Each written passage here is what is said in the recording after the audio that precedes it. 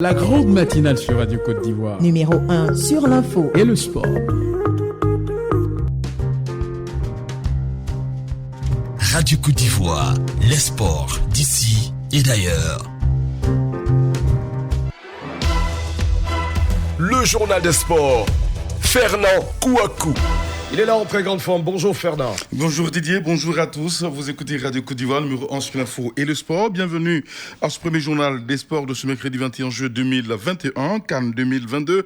Le tirage au sort des poules est désormais prévu pour la première quinzaine du mois d'août. L'information a été annoncée hier, mardi, par la KFP Basketball. Milwaukee Bucks réalise la passe de 4 victoires historiques face au Phoenix Suns et remporte le titre de champion 2021. C'est en NBA.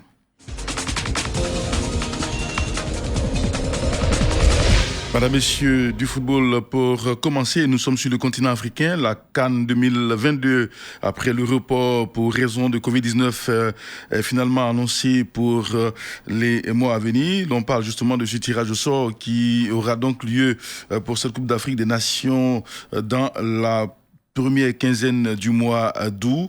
L'information a été rendue publique mardi par le nouveau secrétaire général de la CAF, Véron Mosango Omba. C'était lors d'un point presse qu'il a animé à Yaoundé en marge de sa visite de travail au Cameroun en prévision du tournoi africain.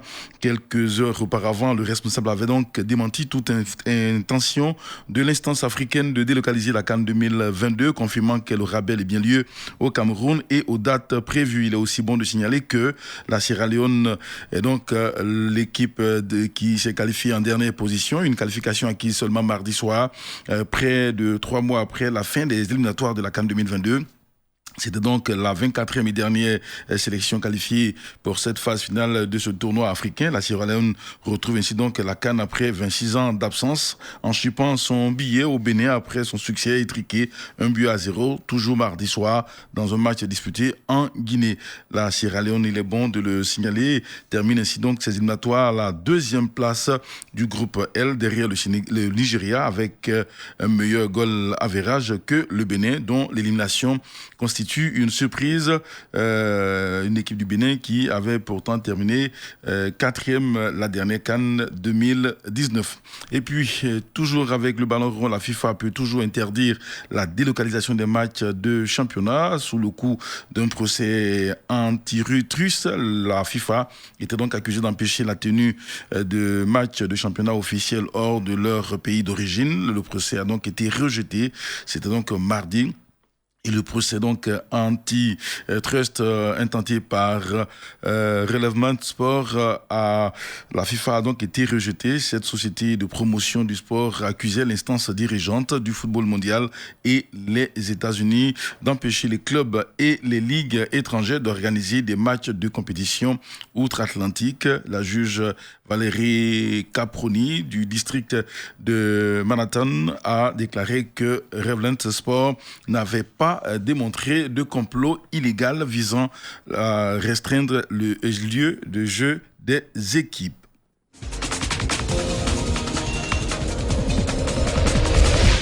On reste toujours de chez nous pour évoquer autre actualité basketball avec l'actualité de la NBA. C'est finalement les Milwaukee Bucks qui sont donc sacrés champions NBA face à l'équipe de Phoenix Suns. 50 ans après donc leur premier titre, cette équipe de Milwaukee menée 2-0 en finale par la franchise de l'Arizona. Les Bucks de Giannis ont aligné 4 victoires de rang, dont la dernière à domicile dans la nuit de mardi à mercredi pour venir remporter le titre 2021 au match 6, 105-98. Et puis du basketball ici donc en Côte d'Ivoire pour finir. L'on parle de coupe nationale après donc les demi-finales retour du championnat national. La coupe nationale est annoncée pour le week-end à venir et pour ces rencontres l'on parle de quart de finale. La SEC Mimosa chez les dames sera opposée à Dauphin de Bassam et l'équipe de COD4 retrouve l'équipe du Stella Club d'Adjamé et puis l'AS Police et l'équipe de Ivoire Volleyball Club se retrouvent chez les messieurs. L'INGS et la SOA également seront encore prises. Rendez-vous donc samedi pour ces rencontres de volleyball. Didier Fandé à 6h15. Je serai de retour.